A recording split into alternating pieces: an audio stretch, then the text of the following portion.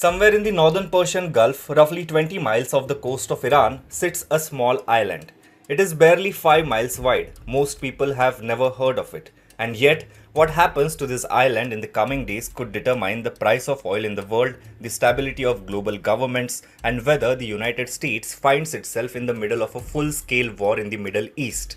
Its name is Kharg Island, and right now it is at the center of the most dangerous standoff on the planet. On the 14th of March 2026, President Donald Trump announced that US forces had carried out what he called one of the most powerful bombing raids in the Middle East history, targeting Kharg Island directly. In a series of statements and social media posts, Trump claimed that every military objective on the island had been destroyed: air defense systems, a naval base, airport facilities, all of it, he said, gone. But then came the line the whole world stopped to read. Trump said, and these are effectively his words, that he had chosen not to destroy the oil infrastructure on the island.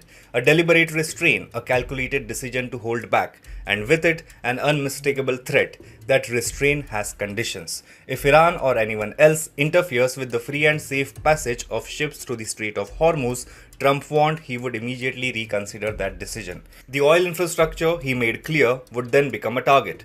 In more colorful language, he told Iran's military to surrender to avoid further destruction, boasted that the US was, quote, destroying the Iranian regime both militarily and economically, and signed off with the kind of rhetoric that has become his trademark: dark, combative, and deliberately unsettling. The message, stripped to its core, was simple: I spared your economic lifeline, keep the shipping lanes open or I take it away. To understand why this threat lands so heavily, you need to understand what Kharg Island actually is. It is, by most physical measures, unremarkable. A few kilometers long, a few kilometers wide, flat, hot, industrial. No beaches worth visiting, no particular beauty, but geographically, it is almost uniquely valuable.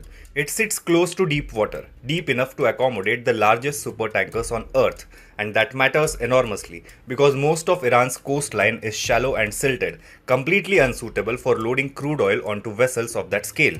Since the 1960s, Iran has built Kharg into its primary oil export terminal.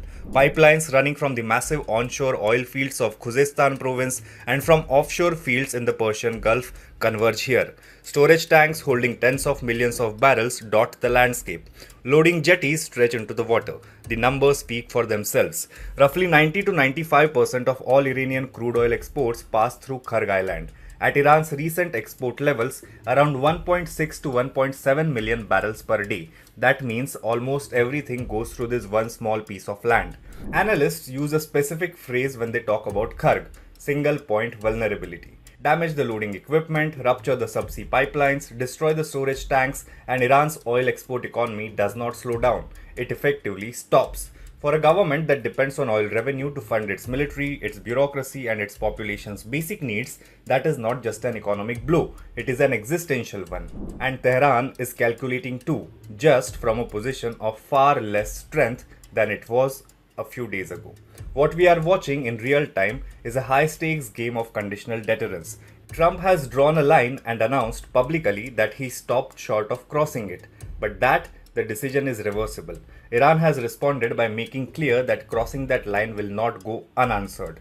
In between that threat and that warning sits a small, flat industrial island in the Persian Gulf, and around it, the global economy, regional stability, and the lives of millions of people.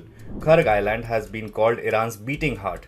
Right now, the whole world is watching to see if that heart keeps beating, or if the pressure of this moment becomes more than anyone can contain.